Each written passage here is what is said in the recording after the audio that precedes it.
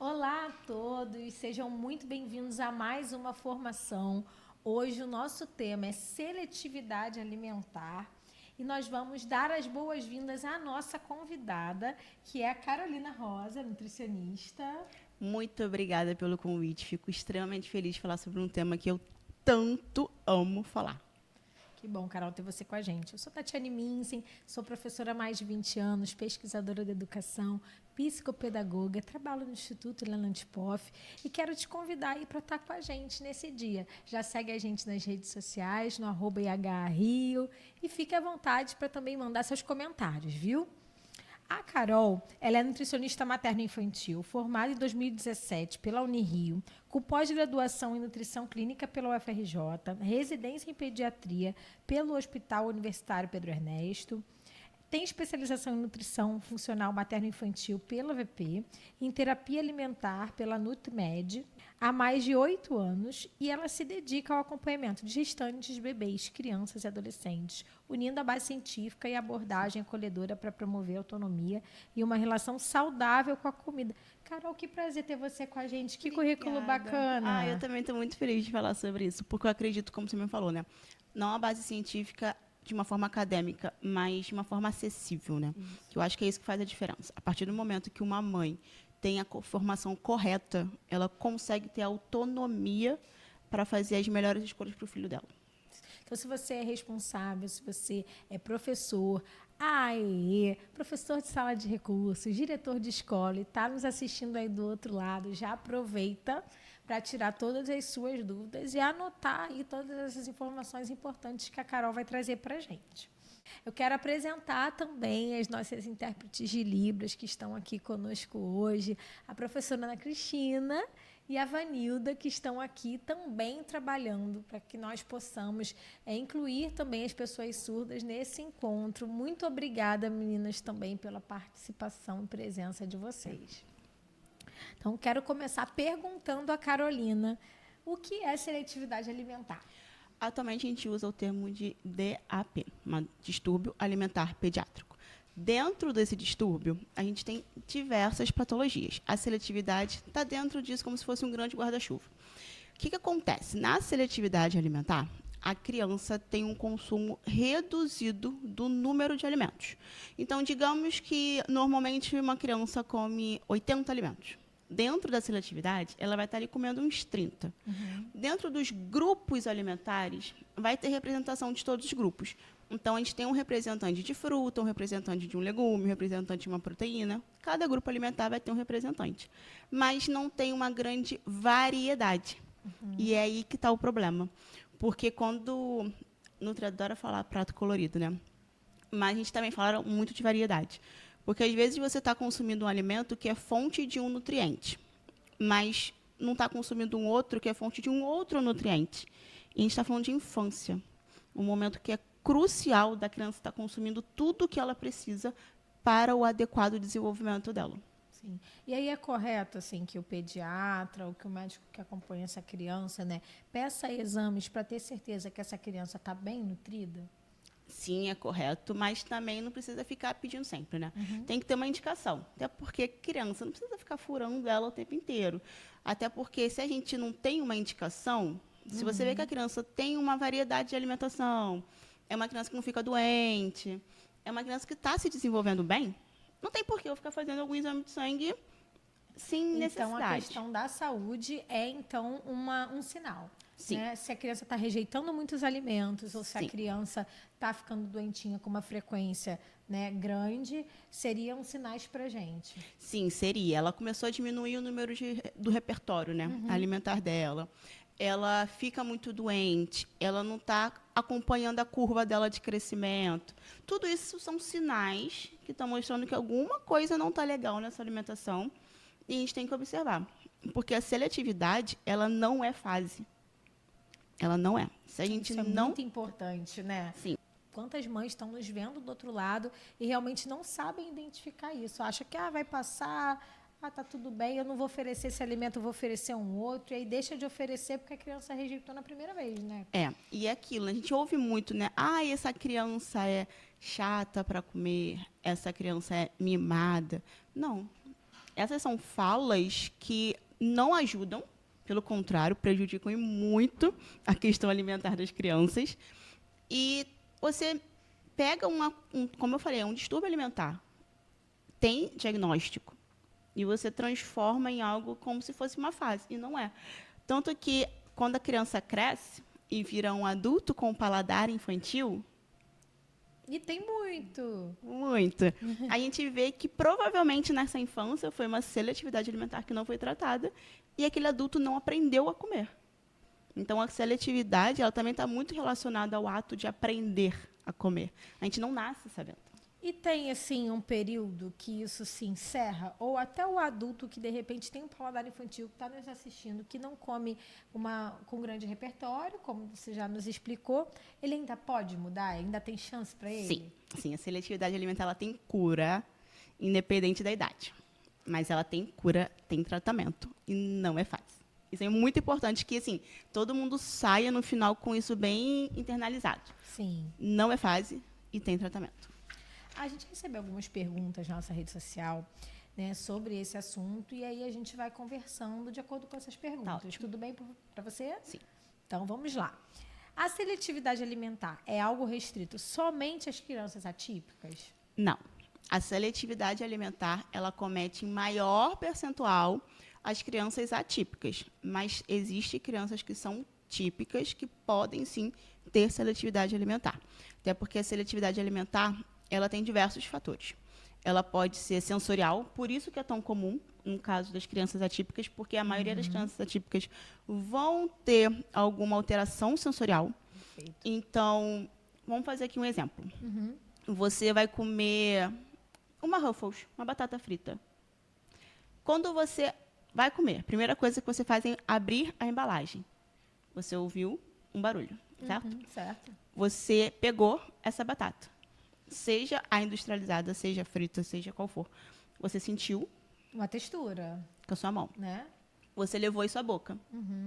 Tem cheiro envolvido. Na hora que você está levando à boca, você sentiu o cheiro. E na hora que você mordeu, você ouviu barulho. Você ouviu crocância, você ouviu textura. Na hora que isso toca na sua língua, você sente o sabor. Tudo isso é sensorial. Então, se uma criança tem alguma alteração sensorial em algum desses momentos que eu te falei, ela pode estar com a alimentação prejudicada porque ela não vai conseguir passar por esse processo. Então, se o barulho incomoda, se o cheiro incomoda, se o paladar incomoda, o tato incomoda, vai ter coisas que ela não vai conseguir comer por não conseguir tolerar esse estímulo sensorial que ela está tendo. É super importante um trabalho de terapias multidisciplinares, né, Muito Carolina? importante, muito importante. Por isso que as crianças atípicas elas têm um percentual maior de acometimento, porque tem uma maior alteração nesses processos sensoriais. Mas não quer dizer que uma criança típica não vai ter, porque ela pode ter uma questão de seletividade alimentar por causa comportamental. Sim. E isso aí não tem nada a ver dela ser atípica ou típica. E se é uma criança que não tem acesso a nutricionista nesse momento, né? E esperamos que essa conversa ajude quem está do outro lado que não tem essa oportunidade. Mas se ela não tem acesso, existem coisas que ela pode fazer para tentar, pelo menos, ajudar essa criança a melhorar esse repertório? Sim. Vamos lá. Como eu falei, eu gosto muito de informação, né? Vamos entender como é que funciona o comer. Para a gente comer, a gente precisa ter a experiência. E a experiência do comer não é só levar comida na boca. A criança precisa se sentir segura para experimentar uma coisa nova. Então, eu tenho que passar segurança para essa criança. A criança precisa ser apta a realizar aquele movimento. Então, eu preciso saber se ela tem a habilidade para comer aquilo. Então, eu tenho que trabalhar isso com ela também. Garantir tudo isso, a gente vai para o prato em si. A criança precisa tolerar aquele alimento ali. Então, não é só colocar o alimento no prato. É trabalhar ele antes daquele prato. Por exemplo, uma cenoura, antes de chegar ali, ela pode virar um brinquedo. Então, na terapia alimentar, a gente faz muitas brincadeiras com a comida. Então, a criança pode e deve brincar com a comida. Então, com diversas texturas, né? O alimento in natura e o alimento... Bacana. Mas ela entendendo o tempo inteiro que aquilo dali é cenoura. Sim. É um coelhinho de cenoura, mas ela trabalhou a cenoura. Eu não escondi, eu não enganei. Sim. Mas eu estou trabalhando tolerância. Até ela tolerar aquilo no prato dela, de forma gradativa. Tolerou, e ela já teve aquela experiência prévia com aquele alimento, ela se sentiu segura com aquele alimento de forma prévia, então ela vai interagir na comida. Ela pode nem levar na boca ainda, mas ela vai ficar brincando ali com aquela cenoura no prato, e vai indo até se sentir confortável de começar o processo da experiência. Perfeito. Então, ela vai pegar a cenoura. Vai apertar a cenoura. Tipo, essa textura é assim. Ela faz assim, ela faz assado. Pode levar, cheirar, lamber, dar beijinho. Tudo isso, ela está explorando esse alimento. Até ela se sentir confortável e confiante de provar. Sabe na introdução alimentar, quando a gente dá comida para a criança e a criança come, leva na boca, né? E faz assim. Aí você fala, ele não gostou. Não, ele provou. Ele nunca imaginou que sabor ia ter aquilo. Então, ele levou à boca. Nisso que ele provou, a reação dele foi de colocar para fora porque era novo. Mas logo em seguida, ele vai de novo. Não inclina, a criança não inclina para poder comer de novo. Ela está provando. Sim. Isso, um bebê de 6 meses. Isso, uma criança de 5 anos passando por um processo de terapia alimentar. Ela está provando. Então, é importante que a gente tente muitas vezes, né? Sim, e de diversas formas. Diversas formas. Você viu que eu brinquei com a cenoura lá, depois eu falei dela no prato, mas eu posso apresentar ela de uma forma de palitinho, de cubinho, de purê, de ralada. Porque tudo isso está mexendo com textura também. Até para ver a tolerância em relação à textura dessa criança. Porque às vezes a criança não gosta. Vou dar um exemplo pessoal. Eu, até uns 3 anos atrás, eu não comia berinjela. Eu não gostava de berinjela de jeito nenhum. Nem frita. Ai, nenhum. E olha que a lasanha de berinjela do meu pai, todo mundo fala que é um sucesso. Eu nem provava, porque eu não gostava de berinjela. Sim. Até que um dia, a minha madrasta fez uma caponata de berinjela. E eu falei assim, cara, eu tava com muita fome. Tem uma acidez, né? E aí eu falei assim, eu tô com muita fome, eu vou provar isso aqui mesmo. Comi. Aí eu acho que eu gosto de berinjela na forma de caponata. Eu comecei a comer berinjela só na forma de caponata. Até que eu me senti confortável. A gente tem 33 anos. Estou falando, aos 33 eu estava fazendo essa experiência. De fazer a berinjela no forno. Aí me senti confortável. Gostei. Então já são 2. A berinjela na camponata e a berinjela no forno. Já ampliou. Hoje, com 33 anos, uma pessoa típica, eu entendo que eu como berinjela. Não tem nenhum problema, vai me dar berinjela, eu vou comer de qualquer forma. Mas eu passei por esse processo de, é aqui, agora isso, eu vou tentar, e foi. Com a criança é a mesma coisa, só que a criança não vai falar para você, olha, eu vou tentar agora, pode ser que falhe. Tem criança que chega nessa fase e fala assim, eu quero experimentar, e vai querer experimentar. Mas a gente, como adulto, com cérebro formado, a gente tem que dar a oportunidade da criança experimentar, de diversas formas. Em diversos dias. Às vezes a gente, deu no almoço e não gostou. Quer dizer que ela não gosta? Não, quer dizer que ela podia estar irritada, com sono, com fome, começando a ficar doente. E realmente não ia parecer interessante para ela. Mas aí daqui a uma semana eu dei no jantar, depois de ela ter tido um dia super maneiro, e ela estava muito feliz, e ela quis experimentar. Então a gente tem que lembrar que a criança também, temos que pensar no emocional dela quando a gente pensa em comida. E aí, nesse sentido, falando de crianças atípicas, é muito importante também não julgar, né? Tentar ser parceiro do outro. Porque, às vezes, por exemplo, eu já vi uma situação que uma mãe levou cenourinhas para o cinema. E aí estava todo mundo falando, olha, ela trouxe cenourinhas. Mas, na verdade, você não sabe porque ela está apresentando naquele dia, daquele jeito, naquele lugar. Talvez seja parte, né, de uma introdução alimentar, de uma intervenção, de um profissional, né? Então, acho que essa humanidade também é importante, né? E sem contar que a alimentação é cultural. E se aquela criança gosta de comer cenourinha de petisco? Ela precisa comer pipoca no cinema? Tudo bem que é uma delícia. Eu amo. Mas se a criança gosta da cenoura, tudo bem. Ela gosta da cenoura. Vamos para outra pergunta aqui da rede social, porque o papo está fluindo, eu estou gostando. Espero que vocês estejam gostando também do outro lado. Como os responsáveis podem diferenciar uma fase comum da infância, que a criança rejeita alguns alimentos, de fato, um quadro de seletividade alimentar? E se é possível identificar sinais de seletividade? Vamos lá. Digamos que a criança ficou doente. Criança doente não vai comer bem. Nem adulto, quando fica doente, vai comer bem. E aí ela vai dar preferência por alimentos que são mais confortáveis para ela. O tal do aquecer o meu coração. A criança também tem isso, né? Ela é um ser humano normal igual a gente. Então, ela, aquele período, ela só quis comer um alimento específico. Mas aí depois ela voltou. Ela ficou bem, ela teve um quadro de saúde e ela voltou a comer. Tá tudo bem. Isso foi somente um período momentâneo que ela passou. Criança começa a comer, sei lá, tomate.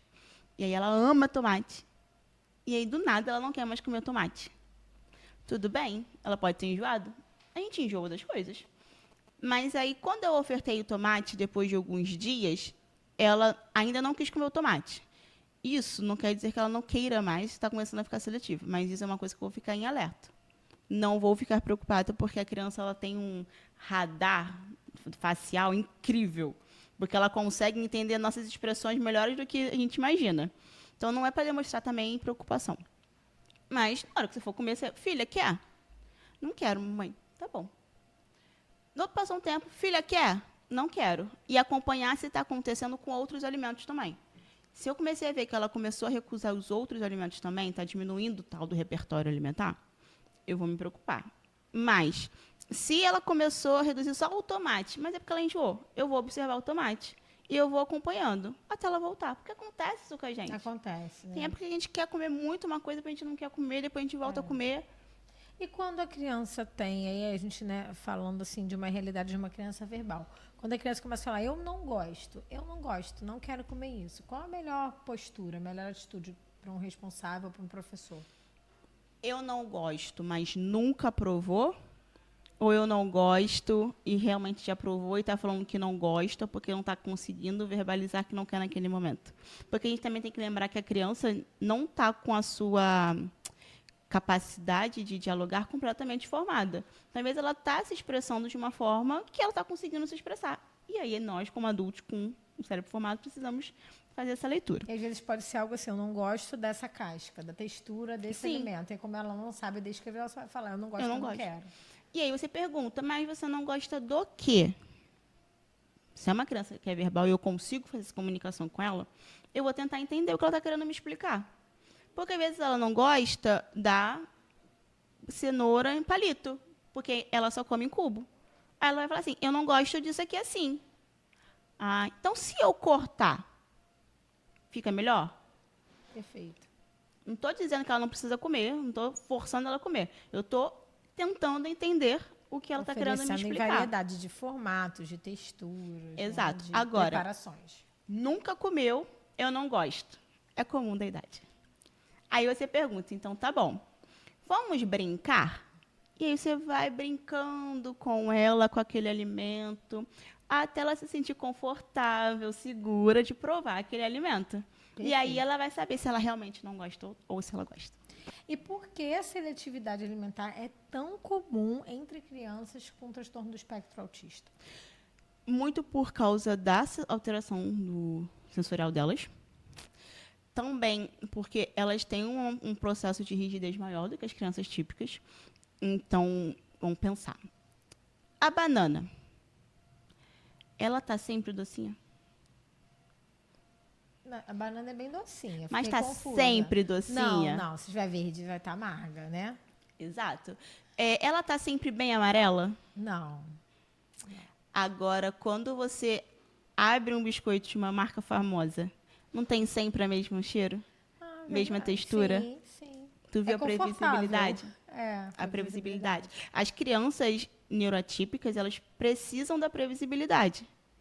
Então, um alimento industrializado, que normalmente, né, a preferência delas é pelos alimentos industrializados, elas têm rotina ali. E elas precisam de rotina.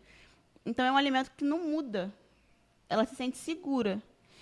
E muitas das vezes, quando começa esse processo da seletividade, a tendência é esconder as coisas, né? Esconder no feijão. Sim. Esconder. E aí você muda aquele sabor. Então, a criança perde a segurança, porque ela nota que está diferente, porque você mudou o gosto.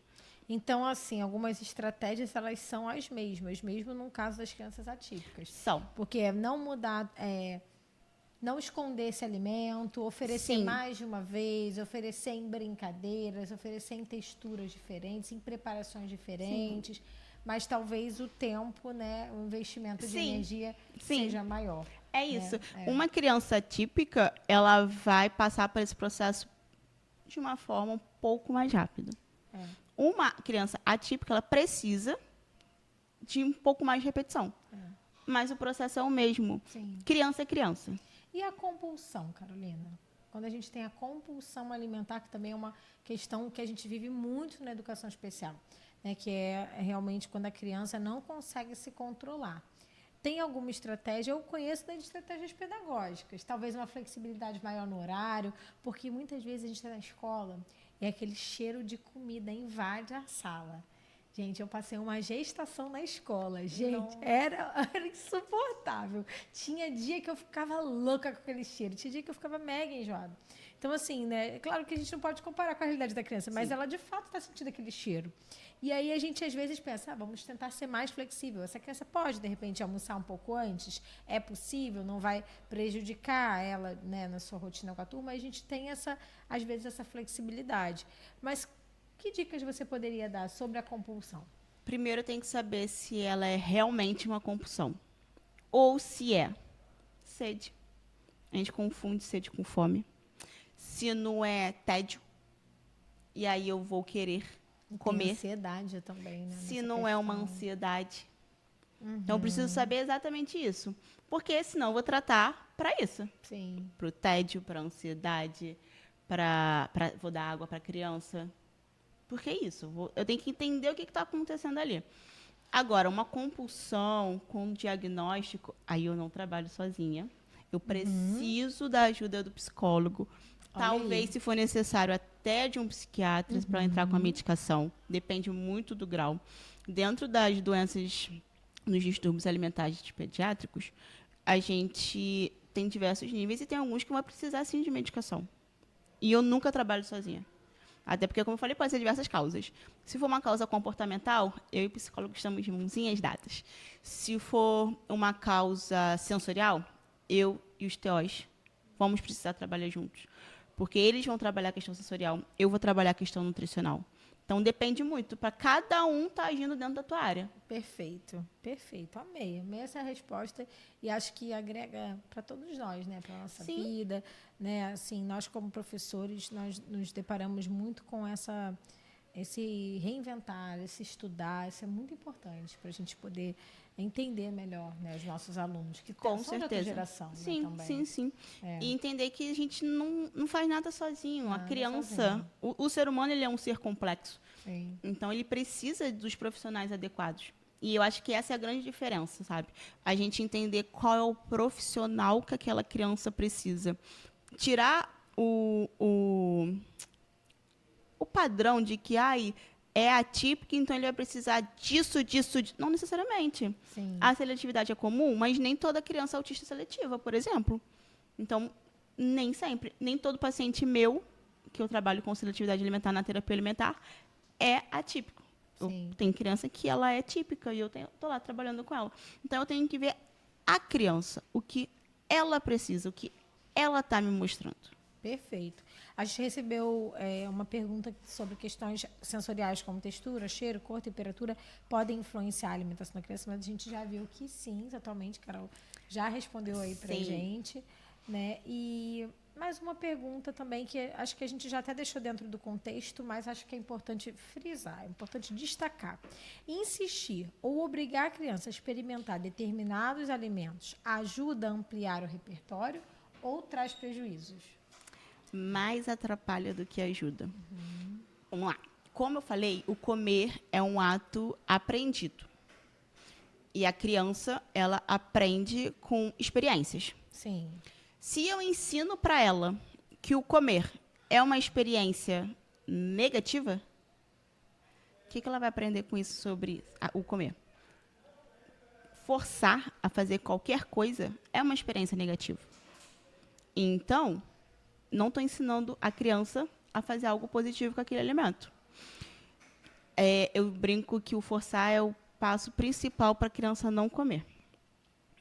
Vamos pensar que a criança tem 3 anos, 4 anos de vida, enquanto a gente tem 30, 40, 50 anos à frente dela.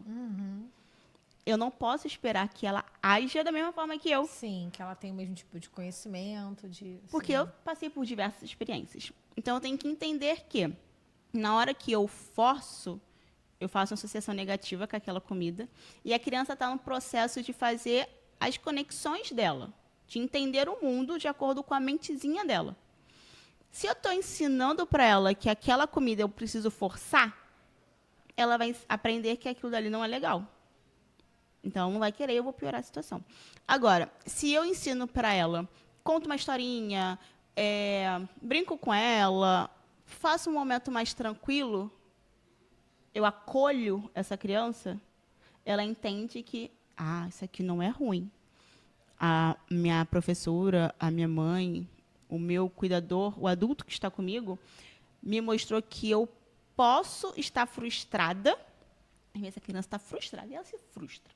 Sim. E ela vai acabar descontando a comida, porque quando ela faz isso, ela consegue atenção, né? Porque mexeu com comida, a gente sabe que a gente logo fica alerta. E aí ela conseguiu a atenção que ela queria, mas o adulto que estava com ela mostrou que eu entendo que você pode estar frustrada por tal situação. Estou aqui, vou te acolher. Vamos respirar, vamos se acalmar, mas depois a gente vai voltar para a comida. Tá tudo bem. Ou então ela não está com fome. Às vezes acontece muito isso. Mas ele não quer comer almoço, não come nada no almoço, mas ele come no jantar. Aí, quando eu vou ver, ele comeu antes do almoço uma coisa muito grande para o estômago dele e ele não estava com fome. Ele não vai comer. Então, a gente faz alguns ajustes e aí a fome aparece, a criança volta a comer. Então, é sempre olhar o macro, né? Eu acho que falo muito sobre isso. A alimentação é muito olhar para o macro. E também, assim, o acompanhamento também de vários profissionais é super importante, né? Eu já acompanhei algumas crianças, por exemplo, que tinham essa questão que você citou. Não como muito no almoço. A criança almoça mal. Mas, na verdade, era uma criança que tinha refluxo. E aí ela lanchava aquele lanche ali, tinha uma pequena intolerância à lactose, fazia um pouco mal a ela ficava desconfortável. Quando chegava no almoço, ela estava sempre desconfortável. E aí, se não identifica com a ajuda de profissional da saúde a questão tanto da intolerância, que pode ser pequena ou grande, ou quanto dessa questão do refluxo, a gente vai insistir, né? E não vai funcionar. Sim. Que a gente chama de causas orgânicas, né? Perfeito. Uma criança, por exemplo, que tenha uma alergia, uma sensibilidade, uma intolerância, um refluxo. Primeiro que ela não consegue nem comunicar direito. Como é que ela vai explicar para um adulto que ela está com refluxo? Ela não sabe nem o que isso significa. Mas ela entende que quando ela come, ela sente dor.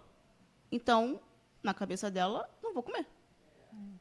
Daí também a importância, assim, para as crianças não verbais da comunicação alternativa, né? Muito. Porque aí, às vezes, ele consegue sinalizar dor através do cartão. Sim. Né? E isso, para a gente, é um sinal muito importante. Eu me lembrei também de um caso, Carolina, de uma criança que já tinha por volta dos 10 anos, e ele, uma criança com TEA, ele rejeitava todos os alimentos sólidos. Ele só tomava leite, ele não tomava nem água. E aí, assim, já está com 10 anos, né? Já está numa situação ali. A gente deve continuar insistindo e procurar profissionais, mesmo que pareça que não vai funcionar? Com certeza. Até porque, a partir do momento que essa criança está com uma alimentação tão restrita assim, primeiro que não vai ser só nutricionista. Já está muito restrito, essa criança vai precisar de outros profissionais, porque provavelmente ela tem outras questões aí para ser tratada. Essa criança, né, em questão que eu estou falando, até a garrafa era importante. Era uma garrafa plástica, e essa garrafa plástica tinha que ser da mesma cor, a mesma garrafa. Olha a segurança que ele precisava, né? A gente falou lá no início. Sim. Precisava de tanta segurança, de tanto padrão, de tanta rotina. Era uma rigidez muito grande. E continuar aí, nesse caso, a insistência dos profissionais no caso. Não no comer com a criança. Mas a gente insistir porque sim, melhora. Não somente um exemplo, quando a gente vê isso muito em criança TEA, é níveis de suporte regredirem quando você insiste. Acontece, é possível, não é para todos, mas é possível.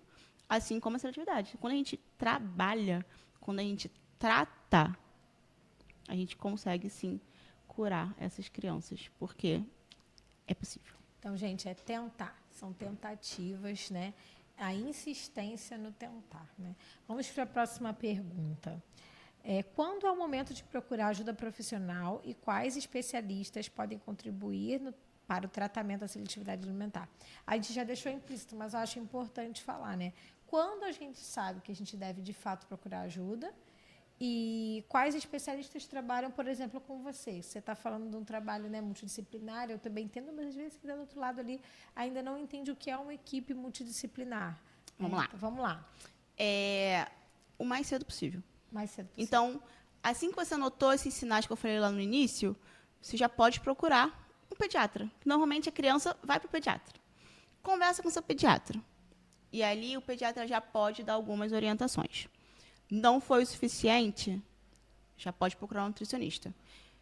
Aí o nutricionista vai fazer avaliações, que a gente tem algumas avaliações para serem feitas, e vai ver se a gente vai precisar de outros profissionais para auxiliar. Que, por exemplo, se for uma questão sensorial, eu notei que é sensorial, eu preciso de um terapeuta ocupacional comigo. Perfeito. Se eu vejo que é uma questão motora, eu vejo que a criança não consegue mastigar.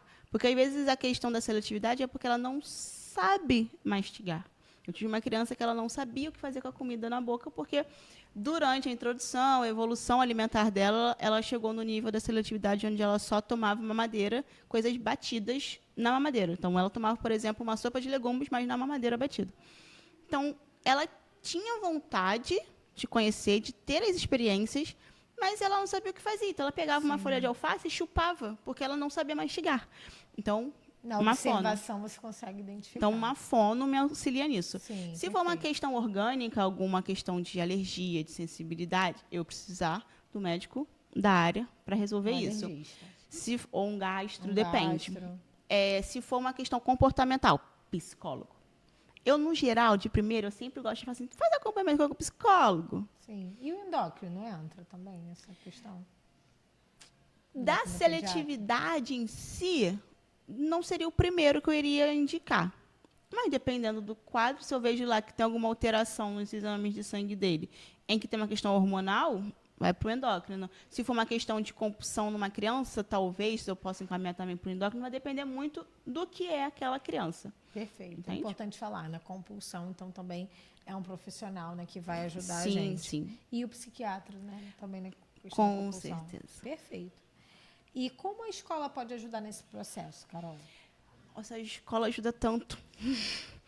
Porque grande parte do dia dessa criança está dentro do ambiente escolar. Então, além de estar dentro, ela está tendo contato com outras crianças.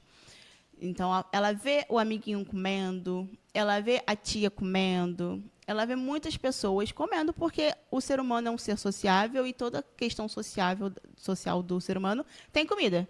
Se você parar para pensar, sempre que você pensar em algum evento social, vai ter comida.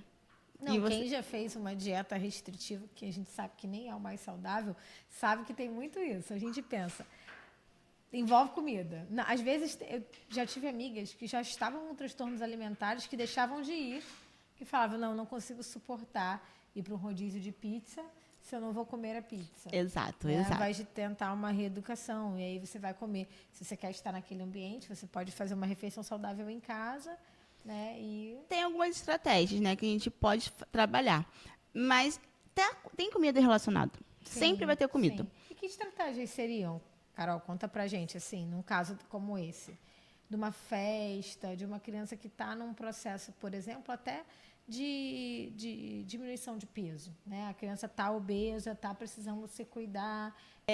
Imagina que o foco desse evento não é a comida. E a criança precisa entender isso. Que o adulto ensina a criança a perder isso. Essa é a verdade. E aí a gente tem que tirar o foco. Então, eu sempre trabalho, nesses casos, qual é o foco desse evento? É o aniversário do seu amiguinho, onde você vai brincar com seus amiguinhos, Perfeito. onde você vai gastar energia. E se você tiver fome, vai ter as opções lá. E aí eu ensino para a mãe o que ofertar de mais saudável que tiver ali. No caso da seletividade, se tiver alguma coisa, a mãe vai levar, vai ofertar, né, do ambiente, mas dependendo do grau da seletividade, tem mães que ainda precisam levar de casa. E tudo bem também, né? Exato. Tudo Exato. bem, Que é um processo. Sim. Isso até me lembra da questão da nossa circular, né? Porque a nível de orientação da rede municipal, a gente tem uma circular conjunta, que é o IH e a CAI, é número 1 de 2025, que ela considera já uma lei, né, que fala sobre isso, que é a 8.997, 28 de julho de 2025. Uhum. Ela institui o Programa Municipal de Terapia Nutricional do Aluno Autista. Então, as famílias têm a opção de selecionar uma adequação na dieta desse estudante. Né? Então, depois que ele preenche um termo, né, e aí é enviado, né, um laudo médico, é enviado um laudo de um nutricionista. E aí, depois disso, tem 2 caminhos. Ou a adaptação do cardápio escolar, que aí vai ser realizada pelo Instituto Anigias, que é, né, da prefeitura, mediante a apresentação da documentação exigida, as informações legais, tem que estar tudo completinho, ou o envio da alimentação por conta própria, que tem sido uma estratégia que tem ajudado muitas famílias. Então, você, como profissional da área, você acha que essa pode ser uma estratégia boa para ajudar essa criança? Pode. Essas e aí duas, tanto a de levar quanto de adequar? Sim, com certeza pode. E aí a gente volta com o que a escola pode fazer junto, porque tem que andar junto, né? Os dois lados. Porque o ambiente da escola, como é um ambiente onde a criança vai estar exposta a novas experiências, a alimentação tem que estar fazendo parte. Então, a mãe pode mandar, mas a criança tem que comer no refeitório junto.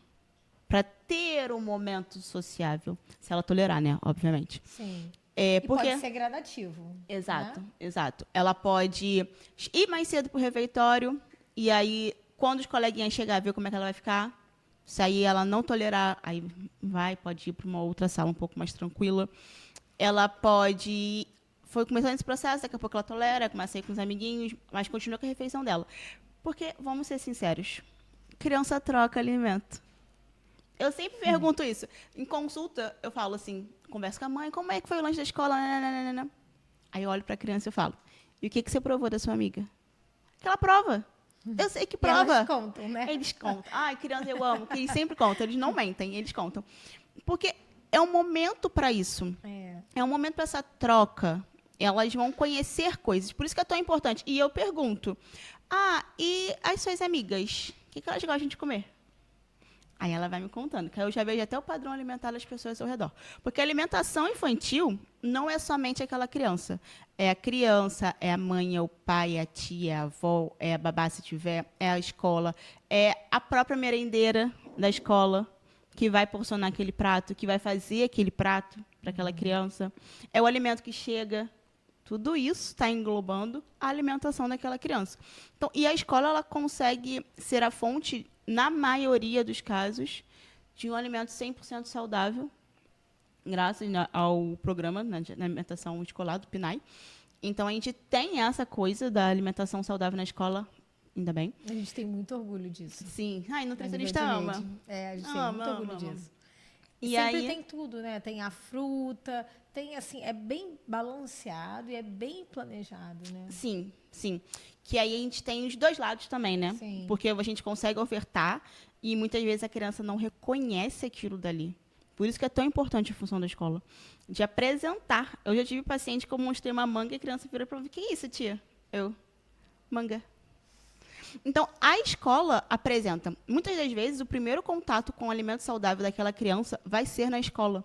Por isso que é um ambiente tão importante para a seletividade. A questão social também acaba mudando muito, né? Você vê a própria manga. Antigamente, a gente subia no pé de manga, e aí pegava manga e tal. Aí é uma realidade. Sim. Né? A goiaba, a experiência de morder a goiaba e ver se está com bicho ou não Ou está. Né? Que é diferente da compra da goiaba do hortifruti, do supermercado. Sim. Hoje as goiabas não tem mais bicho? Pois é, não tem mais bicho na goiaba. Não entendo. E até a questão, assim, a cerola, né, que é uma coisa também que passa por esse conhecimento de mundo, né? Eu vejo muito dessa forma, assim. E aí essa mudança também social, essa mudança até no brincar, essa mudança nos nossos espaços Sim. urbanos, elas também influenciam, mesmo que... Muita coisa. Até a questão do botar o pé na grama. Isso também é sensorial. Eu só estou ensinando a criança sobre sensorial. Ah, eu lembrei de mais uma Imagina. coisa também. É o sentar à mesa, nas refeições. Vamos falar um pouco sobre isso, mas como é diferente essa organização familiar para as refeições? Sim, essa é uma pergunta que eu tenho na própria anamnese. Eu pergunto, como que são os horários de refeições? Vocês sentam? Porque quando eu era criança, eu sou filha de pais que trabalhavam muito. Então, realmente eu falo, gente, eu fui criada com babá, eu sei disso. Então, a ideia do almoço, durante a semana, meus pais não conseguiam, porque estavam trabalhando. Mas, à noite, jantar, como é que foi seu dia? Final de semana, o que a gente vai comer? Todos à mesa, e todos almoçando no mesmo horário. Porque eu fui uma criança com grau de seletividade.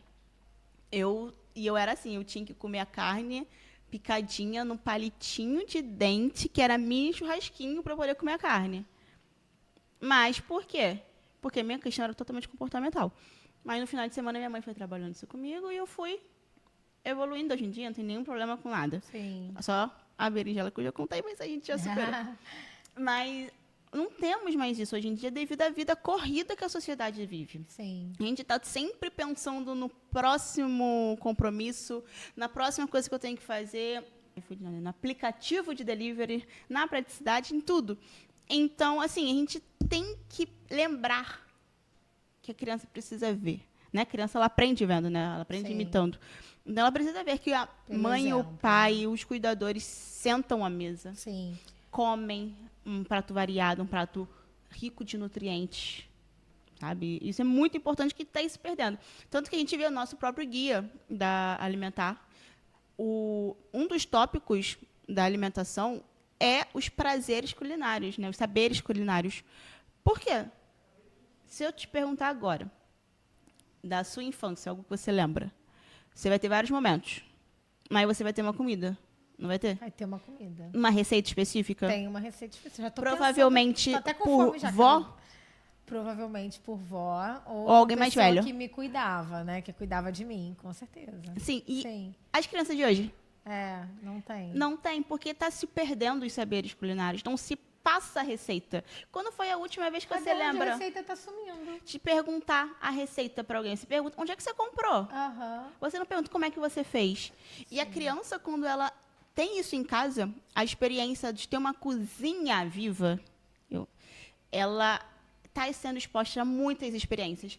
Porque na hora que você vai refogar um alho, uma cebola, ela está sentindo o cheiro, ela está ouvindo barulho, ela está vendo você fazendo um movimento, aí ela passa na cozinha, ela sente o cheiro. Aí ela volta na cozinha, ela sente o cheiro de novo. Aí você já está fazendo alguma outra coisa, aí ela já está olhando uma outra cor. Ela está aprendendo o processo. Você fala para ela pegar tal coisa na geladeira, tal coisa no móvel, ela está ali entrando em contato. Uma cozinha viva ensina tanto. É como eu cresci ouvindo. A cozinha é o coração da casa, porque é onde movimenta tudo. E a gente está perdendo isso. Então faz diferença. E é também a tecnologia mesmo, né? O celular entrando nessa mesa de jantar, a televisão, né? O excesso de tela, né? Também entra nesse momento. Aí a criança é muito importante desligar, né, Carolina? Sim, porque a criança entende que a comida não é importante. A prioridade é o desenho que ela está vendo. O que ela está comendo não importa. Ela está empurrando para dentro. Ela não está entendendo que ela está comendo o arroz, o feijão, o bife, uma salada. Ela não. Ela está aqui, ó. A tela está aqui, ela está aqui assim, ó. Ela nem olha para o prato, ela nem sabe o que está sendo ofertado para ela. E quando a alimentação dessa criança é mais na escola do que em casa, né? Os professores que estão nos assistindo, eles devem logo já ter pensado em um caso assim, né? Às vezes nós temos crianças que elas fazem todas as refeições do dia delas, né, na escola. E aí o que é importante a gente falar para essa família? No caso, assim, que é importante incentivar que essa família também faça refeições em casa, se não for uma questão, claro, de impossibilidade financeira, só da praticidade. Sim, com certeza. Até porque a alimentação, nesse ponto, ela vai além do nutrir. Porque a visão da nutrição que eu tenho é que a alimentação, ela não tem só carboidrato, proteína, lipídio. Não. Ela tem lembrança, ela tem carinho, ela tem afeto, ela tem olho no olho, ela tem importância. Então, quando você senta com essa criança para fazer qualquer refeição que seja, você está dando isso para a criança. Por isso que é tão importante você ofertar uma alimentação na mesa por causa disso. Porque é isso que você está ofertando. Você não está ofertando comida, você está ofertando seu tempo. E isso é a coisa mais valiosa que uma criança pode ter para aprender tantas coisas.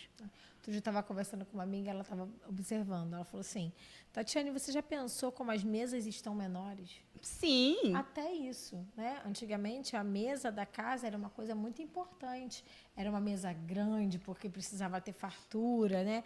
Mesmo que fosse uma comida simples, uma comida barata e acessível, né? Quem nunca... Um ovinho mexido, um ovinho frito, está muito, né, na minha infância, por exemplo. Né? E é um alimento que não é tão caro. Mas, antigamente, o espaço até de alimentação era muito mais pensado. É o que você está trazendo na sua fala. Né? Porque antigamente se dava muito mais importância para isso. A esse momento. Todo mundo vai lembrar do almoço de domingo em família. Verdade. Dependendo de onde a pessoa mora, isso acontece até hoje. Isso na minha família era muito claro. Domingo era religioso o almoço em família. Não tinha possibilidade de você faltar um almoço de domingo de família. E era a família toda. Minha madrinha, minha tia, meus primos, meus avós, todo mundo. Eu lembro que eu era criança, meus primos sempre mais velhos do que eu. Ela falava, quer sair de noite? Você sai, mas você vai acordar porque o almoço de domingo é na casa da sua avó. E você não vai faltar. Então, tinha essa importância da reunião. Hoje em dia... Está se perdendo, né? Está se perdendo demais. E aí a gente vê muito aumento dos casos em relação à alimentação, não só de seletividade, mas de diversos fatores relacionados a essa falta que a gente, infelizmente, está sofrendo devido à vida corrida da sociedade atual. Verdade. A gente já está chegando assim ao final desse encontro, né? Foi muito bom estar com você, te receber, te conhecer melhor, estar com vocês também. Então, vou deixar que a minha convidada aí se despeça do nosso público. Gente, foi um prazer conversar. Nem pareceu que já passou o tempo. Eu espero que eu tenha conseguido sanar as dúvidas. Me coloco aberta também à troca. Não tem nenhum problema aqui. Eu acho que, como eu deixei bem claro, acredito muito no tratamento multi para essa criança. Tudo que ela precisa. Então, aberta a troca com vocês. Sempre que precisarem, estou aqui para falar sobre. Porque falar sobre comida, para mim, é um prazer. Eu fiz nutrição justamente por gostar demais de comida. Que bom. Então, falar sobre é sempre um prazer. Que bom, que bom. Agora, também eu queria deixar aqui a Carolina Rosa à vontade para indicar algum material de leitura, caso vocês queiram saber mais sobre esse assunto, né? Seletividade alimentar ou alimentação saudável. Tem alguma indicação, Carol? Eu acho importante a gente falar sobre o Guia, né, Brasileiro de Alimentação, que ele é feito para o público leigo. Então, não vai ter nutricionês escrito, saudez escrito, não. Ele é realmente para o público. Então, a gente tem o guia de alimentação para menores de 2 anos, que aí vai falar desde a amamentação até os 2 anos de idade, especificamente, como fazer essa parte, que é muito importante, que uma boa introdução alimentar ajuda muito para diminuir a seletividade alimentar. E tem o guia que é para a população brasileira de uma forma geral. Então, a partir da infância, ele já está incluso ali e vai falar sobre a questão de sal ou não, óleo, o que faz. Então, eu acho que é importante estar falando sobre, porque ele é gratuito, você baixa na internet mesmo, só você colocar guia de alimentação que vai aparecer. Para a questão das seletividades, a maioria dos artigos são técnicos. Mas eu posso disponibilizar. A gente pode colocar aqui embaixo no... Vamos colocar, então, aqui nos comentários, né? Sim. Também algumas sugestões para o pessoal. Que aí fica até mais fácil para eles poderem acessar, já fica mais rápido. Pensando nos profissionais que podem também ajudar nesse processo, dentro da escola eu me lembrei do professor de sala de recursos. Você já fez algum trabalho colaborativo, Carolina, com algum professor de sala de recursos que você acha que... Ou você já viu alguém que tenha feito que você acha que é interessante? Eu nunca fiz, mas eu acredito que eles consigam fazer a questão de educação nutricional. Porque isso muda. Eu brinco que trabalhar com criança é ensinar a criança a mudar a família toda.